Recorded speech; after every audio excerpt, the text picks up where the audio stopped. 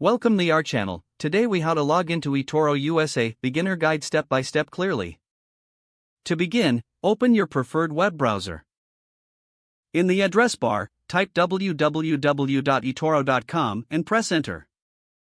Once the page loads, look for the Join Now or Login button at the top right corner. If you are a new user, click on Join Now to create an account.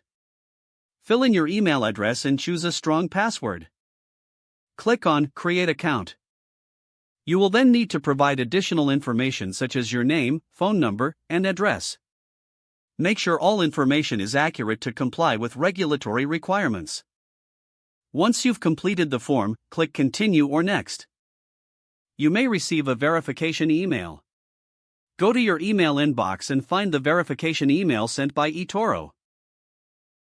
Click on the verification link to confirm your email address. Now return to the eToro homepage. Click on the Login button at the top right corner. Enter your email address and password in the login fields.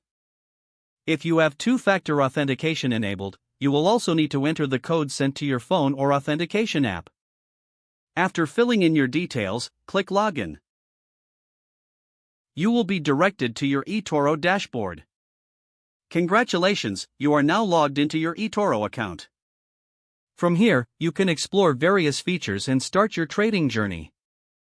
If the page does not load, refresh the browser or try again in a private or incognito window. Make sure you are using the correct email address, then retype it carefully to avoid small typos. If your password is not accepted, use the reset option and create a new strong password you can remember. Check your spam folder for verification or security emails, then complete any requested confirmation steps. Enable two-factor authentication if available to improve account security and reduce unauthorized access risk. After signing in, review your profile details so your contact information and settings are accurate and current.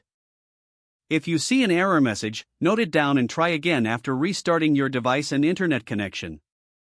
Log out when you finish, especially on shared devices, to keep your account and payment information secure.